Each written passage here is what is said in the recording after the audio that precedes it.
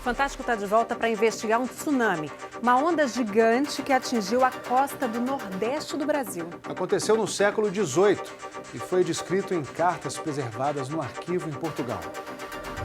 A enchente do terremoto entrou pela terra dentro, coisa de uma légua, e levou algumas casas e falta um rapaz e uma mulher.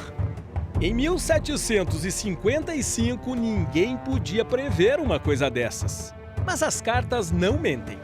Há 260 anos, o Brasil foi atingido por um tsunami. As águas assustaram e fizeram fugir os habitantes das praias. Esses são trechos de cartas que autoridades do Brasil enviaram a Portugal no século XVIII. Elas foram pesquisadas pelo professor José Alberto Veloso, um dos maiores especialistas em terremotos e tsunamis do mundo. Os documentos originais estão no Arquivo Histórico Ultramarino de Lisboa, cidade que foi arrasada por um terremoto e um tsunami no dia 1º de novembro de 1755. Estima-se que 30 mil pessoas morreram.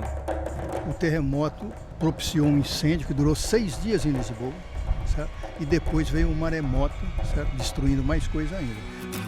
Uma carta do coronel Luiz Antônio de Lemos Brito, que governava a capitania da Paraíba em meados do século XVIII, prova que o terremoto que destruiu Lisboa teve reflexo no Brasil. Parece, sem dúvida, que essa parte da terra se abalou quando tremeu a outra. O professor Veloso fez cálculos, visitou Lisboa e pesquisou documentos antigos para reconstruir o que aconteceu em Portugal e no Brasil naquele distante 1º de novembro. O resultado virou um livro. Essas cartas são decisivas para essa pesquisa. Sim. Olha, primeiro, é um documento que você dá toda a credibilidade a ele. Foi escrito por políticos, personagens importantes daquela época colonial. É a mesma informação sendo contada por pessoas diferentes, em localidades diferentes. Isso tem um valor tremendo. O terremoto de Lisboa e a invasão do mar, descritos nas cartas brasileiras, foram causados pela fricção das placas tectônicas que separam as Américas da Europa e da África. O choque das placas no fundo do Atlântico fez a terra tremer e o mar se revoltar. Mais ou menos como aconteceu no Oceano Índico em 2004 e no Japão em 2011. Em 1755, ondas gigantescas atravessaram o Atlântico a 800 km por hora e atingiram as Américas. O Departamento de Geologia da Universidade Federal de Pernambuco tem uma coleção de fósseis que provam que o Brasil já teve até vulcão. Peixes e outros animais foram soterrados vivos de uma hora para outra, por mares de lava, argila, areia. E acabaram petrificados há milhares de anos. Terremotos de pequena proporção e de baixo poder destrutivo até hoje são comuns no interior pernambucano e em outras partes do Brasil.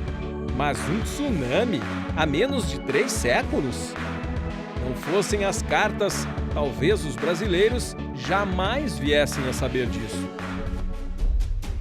As cartas não falam sobre o tamanho das ondas, mas pelos relatos, o professor Veloso conseguiu fazer uma estimativa.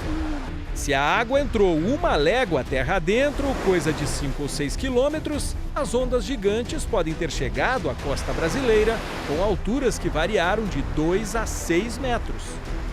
Vem uma onda atrás, vem outra, vem aquele pacote, vai empurrando tudo isso e fica parecendo uma enchente que não tem fim, certo? E vai embora.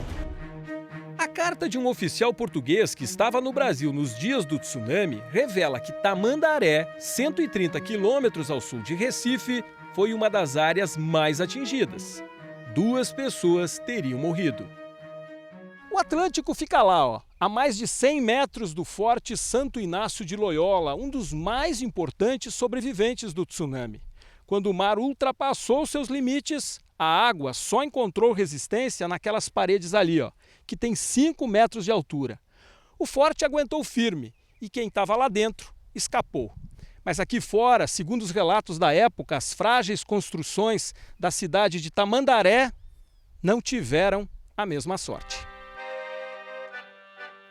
Difícil acreditar que essas águas calminhas, com ondinhas de nada e que tanto encantam os banhistas, de um minuto para o outro se tornaram arrasadoras. Não, nunca tinha escutado falar que tenha acontecido já aqui na cidade de Tamandaré. E a gente ouve que aqui não existe isso, né? Mas existiu e foi testemunhado pelas velhas igrejas de Salvador, capital da Bahia, principalmente as que ficam mais perto do mar. Esta, construída em 1741 na Praia da Boa Viagem, por pouco não foi alagada. A Marinha do Brasil fez uma retrospectiva das marés com base na posição da Terra, da Lua e do Sol e concluiu que há 260 anos, bem na hora do maremoto, o nível do mar aqui era considerado mediano, nem maré muito alta, nem muito baixa. Estava mais ou menos assim. Isso significa que a onda que veio parar aqui tinha pelo menos 3 metros de altura. Na carta, o então arcebispo da Bahia afirma: as águas chegaram à base desse cruzeiro, que fica justamente a 3 metros do nível do mar. Mas e quanto ao futuro? O Brasil pode ser alvo de novos tsunamis? O contexto tectônico que ocorreu na época do terremoto de Lisboa, né, ainda ocorre hoje. Então, se acontecer porventura um outro episódio como esse, entende? As pessoas vão ser avisadas com antecedência. Os danos materiais vão existir, isso não tem como escapar, mas vidas vão ser preservadas. Pra ser sincero, eu não me preocupo não. É uma questão de sorte, Deus. Vamos nessa. Deixar de vir à praia que eu não vou.